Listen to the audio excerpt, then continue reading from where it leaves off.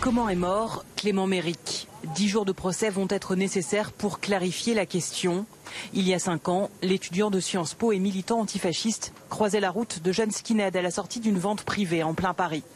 Suite à plusieurs coups reçus au visage, le jeune homme de 18 ans décédait à l'hôpital. Après 5 ans d'enquête, la volonté de tuer n'a pas été retenue par la justice, mais il reste de nombreuses zones d'ombre. Qui a frappé en premier? Les skinheads ont-ils utilisé un coup de poing américain? Eux l'ont toujours nié, même si un récent rapport médical de 2015 retient cette possibilité. Patrick Maisonneuve défend le principal accusé. Dès le départ, il a dit qu'il n'avait jamais utilisé un coup de poing américain, et ça a été sa parole constante depuis le début de cette affaire. Si c'est retenu, il pose le problème de sa défense, de la légitime défense. Si on exclut le coup de poing américain, à partir de ce moment-là, on est dans un contexte de bagarre, de risque, dont il n'est pas à l'initiative, et par voie de conséquence, il peut être en situation de légitime défense à ce moment-là.